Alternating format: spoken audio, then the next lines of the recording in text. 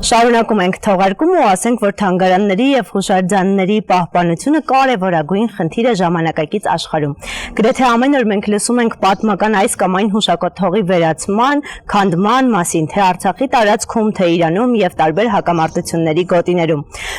Եվ կարևորելով խնդիրը մեզ է միանում ԿԳՄՍ նախարարության պատմամշակութային հնավայր թանգարանների և պատմական միջավայրի պահպանության ծառայության տնօրեն Արմեն Հովհաննիսյանը։ Բարի լույս, պարոն Հովհաննիսյան։ Բարև ձեզ։ Պարոն Հովհաննիսյան, եկեք խոսենք նախ եւ առաջ թե 2025 թվականին ինչ աշխատանք է իրականացրել ՊՕԱԿ-ը եւ ինչ խնդիրներ է լուծել։ Շատ լավ, նախ շնորհակալ ենք հրավերը առաջարկը ընդունելու եւ նման ֆորմատի համար։ 2025 թվականին աննախադեպ ծավալի աշխատանքներ ենք ունեցել եւ վերականգնումների մասով եւ պեղումների մասով։ Եթե սկսենք հենց Զվարթնոցից, Զվարթնոցի տարածքում ոչ միայն 2025 սկսած 2022 թվականից ունեցել ենք բազմաթիվ վերականգնման աշխատանքներ, ամբողջությամբ փոխվել է թանգարանի շենքի տանիքը, վերականգնվել է Զվարթնոցի հնձանները, դեպի տաճար մոտեցող սալիկներն են փոխարինվել, ամբողջությամբ փոխարինվել է տաճարի հարակից տարածքի ոռոգման ցանցը եւ մյուս արդեն անդրադառնալով Զվարթնոցից բացի, նաև կուզենայի առանձնացնել պեղումները Զվարթնոց հնավայրի տարածքում, հայ-լեհական արշավախումբը նախորդ տարվանից սկսել ենք պեղումները եւ շարունակական են լինելու։ Մենք առիթ ունեցել ենք հյուրընկալել նրանց մեր տաղավար, ծանոթանալու պեղումներին։ Ճիշտ է։ Վերականգնումների մասով շարունակելով նախորդ տարիներին վերականգնվել է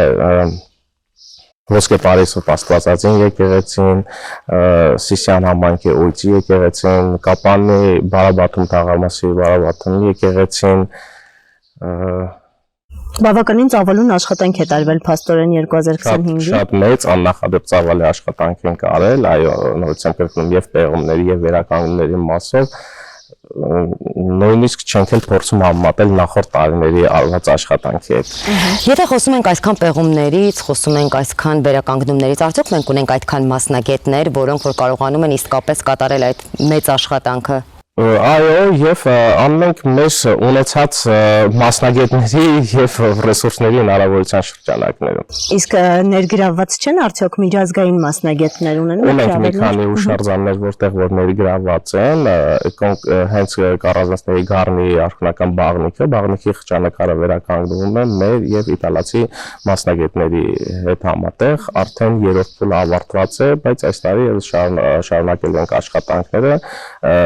Հիմա խճանկարն ենք վերականգնում, խճանկարից հետո արդեն բաղնիքը ամբողջությամբ վերականգնենք։ Իսկ եթե ավելի ընդհանուր խոսենք, Հայաստանի եւ Արցախի պատմամշակութային ժառանգության պահպանության ընդհանուր վիճակը ինչպիսին է։ 700-ից Հայաստանի Հանրապետության տարածքում 700-ից ավել վտանգված հուշարձաններ ունենք։ Եվ բնականաբար հասկանալի է, որ դա 1, 2 կամ 5 տարվա ընթացքում հնարավոր չի լինի այդ ամբողջ ծավալները, ամբողջ հուշարձանները վերականգնել։ Ունենք հուշարձաններ, օրինակ Ամբերտ ամրոցը, ավելի քան առաջին փուլով նախատեսված էր աշխատանքները 5 տարի իրականացնել, բայց բնականաբար աշխատանքներին, շինարարական աշխատանքներին զուգահեռ նաև իրականացվում են պեղման աշխատանքներ։ Պեղումներով արդեն պեղումներից հետո արդեն հասկանալի է դառնում, որ երևի թե եւս մի մոտ 5 տարի էլ պետք է ավելացնենք, հա։ Եթե խոսենք ամենավտանգվածներից, եկեք առանձնացնենք գոնե մի քանիսը, որոնք որ առաջնային են եւ առաջնային վերականգնման եւ պահպանման խնդիր են լուծում։ Դե նշեցի 700-ից ավել վտանգված հուշարձաններ ունենք, եթե առանձնացնենք կարող ենք առանձնացնել օրինակ Խորանաշատի վանական համալիրը, Երիցվանքի վանական համալիրը, Դաշտաբան ամրոցը։ Իսկ հիմա այնտեղ աշխատանքներ են իրականացվում։ Երիցվանքի վանական համալիրի մասով այո, մասնավորի հետ համագործակցությամբ հիմա փոքր եկեղեցու, այսպես ասած, մատորի նախագծման աշխատանքներ ենք իրականացնում, մոտ ժամանակներս կվերջացնենք նախագիծը եւ այնուհետեւ արդեն պետական միջոցներով ամբողջ վանական համալիրը ունենանք նախագիծից հետո բնականաբար արդեն կանցնենք շինարարական փուլին եւ արդեն երկրորդ տարին է ինչ մեր մասնագետները Երիցվանքի տարածքում պեղումներ են իրականացնում Երիցվանքի վանական համալիրը նաեւ առանձնահատուկ է նրանով որ նախկինում երբևիցե պեղված եւ ուսումնասիրված չի եղել Իսկ ինչ նոր հետաքրքիր բացահայտումներ են արվել արդեն այս ընթացքում Առայժմ չունենք նրան բացահայտումներ, որտեղ ավելի շատ շեշտը դրված է շինարարության մասով, ճարտարապետներն են նշել, որ հատվածը պետք է պեղումներն արվի, նախագծից հետո արդեն տարածքի պեղումներից սպառս կդառնա։ Այո, հույս ունեմ, որ կզրուցենք այդ թեմայով եւս, եւ ուզում եմ հասկանալ, դե պարզ է, որ բնական աղետների հետևանքով վնասվում են շատ մշակութային կոթողներ, բայց ինչ այլ մեխանիկական գործոնների հետևանքով են վնասվում դրանք։ Շատ կան, ես երևի թե ամեն անգամ դա նշում եմ, շատ հաճախ ու ոնց որ միշտ նույն խոսքն ենք ասում, շատ հաճախ մարդիկ վնասում են հուշարձանը չիմանալով, որ տարածքում կան դամբարաններ Վերջերս Սիսիան համայնքում կարծեմ շենաթաղ բնակավայրներ իր հողամասում մարդիկ աշխատանք անելուց աննախադեպ քանակի կարասներ եւ դամբարաններ էին բացվել Եվ հայտնել էին Այո, եւ հայտնել են, չէ, բնականաբար հայտնել են, մեր մասնագետները ամբողջը հաշվառել են, արդեն հիմնական մասը տեղափոխվել են մեզ մոտ լաբորատորիա վերականգնման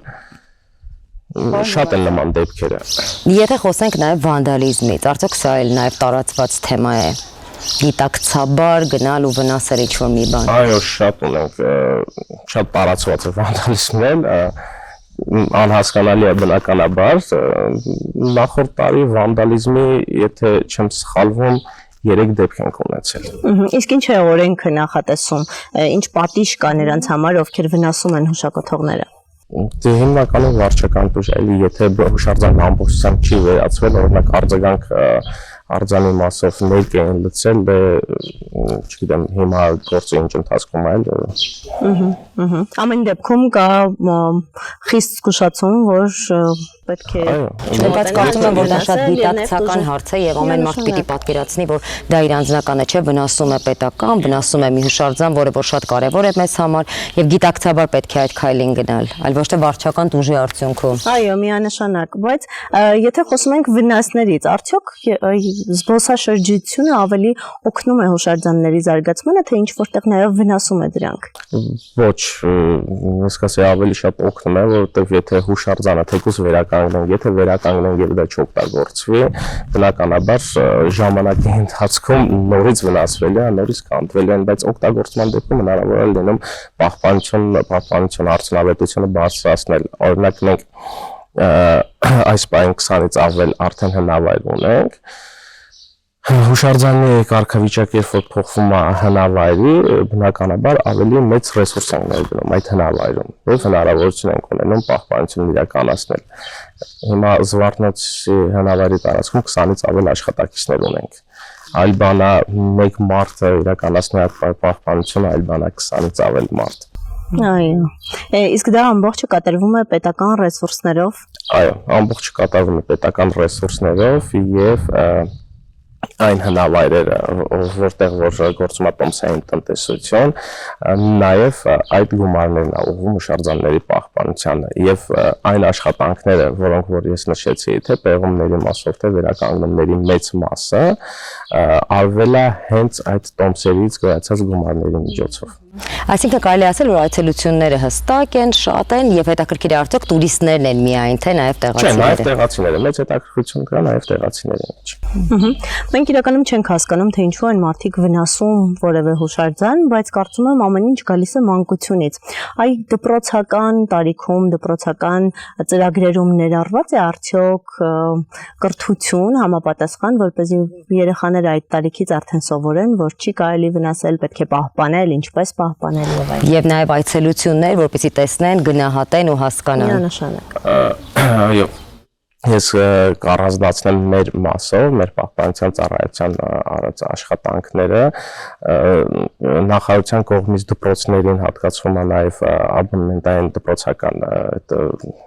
տոմսեր, այսպես ասած, որոնք որ թույլ են տալիս մեր դպրոցականներին այցելել նաև թանգարաններ, բայց մինչև 12 տարեկան նաև անվճար է լինում դպրոցականների համար անվճար է դպրոցներում մենք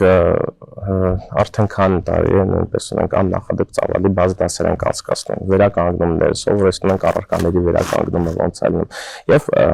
շատ դպրոցներ կան արդեն որ մոտեցում փոխվել է որ մեկ անգամ օրինակ դպրոցականներն այցելում են մեծամոր մասնակցում են կրթական ծրագրերին եւ արդեն ցանկություն են ունենում եւս երկրորդ երրորդ անգամ մոտենալ որովհետեւ մի կրթական ծրագիր չի մի քանիսը բնականաբար երբ որ այդ տարիքից հասկանան գնահատեն հուշարձանը իր արժեքը Մեզ թվում է որ պետք է չփչացնեն։ Եվ գուցե նաև մասնագիտական կողմնորոշում ձեռք բերեն, հետագայում դառնան հնեաբաններ եւ այլն։ Իսկ երբ խոսում ենք տուրիստների մասին, որքանով են տուրիստները հետաքրքրված այցելել, հուշարձաններ, տեսնել։ Շատ մեծ է տուրիստների հետաքրքրությունը նույնպես եւ երևի թե Հայաստան ժամանած տուրիստների մեծ մասը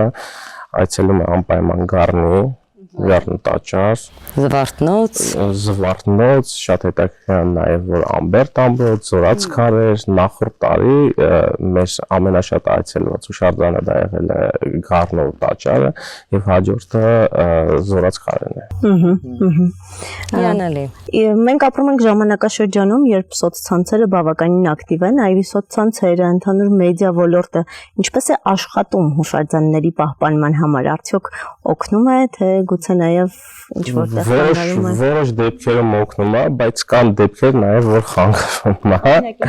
Դե օրինակ երբ որ թեկուզ հենց նորից օրինակը բերեմ Զվարթնոցի տաճարը, չի կարելի բարձրանալ պատերին։ Եթե մեկը բարձրանում է կանգնում է պատերին եւ այդ բանին մեր հսկիչները չեն հասնում, ասեն իջեք ինչ որ նկար ունենում, տարածում է սոցցանցերում, հաջորդ այցելուն կարող է գալ, բա ոնց է իրան կարելի է, ինչ չի կարելի, բայց մենք չհասցրեցինք մի քանի վայրկյանի տարբերություններ ուղղակի։ Իսկ եթե փորձենք այդ ինչ որ ամբողջությամբ փակել, որ չկարողանան մոտենալ Փարիսներին կամ հենց տաճարի պատերին, արդեն անիմաստական չեն էլ այցելել։ Շնորհակալություն զրույցի համար պարոն Հովհաննիսյան։ Ես հիշեցնեմ, որ մեր հյուրները պատմամշակութային հնավայր թանգարանների եւ պատմական միջավայրի պահպանության ծառայության տնօրեն Արմեն Հովհաննիսյանն։ Իսկ դուք մնացեք մեզ հետ, մեր եթերը շարունակվում է։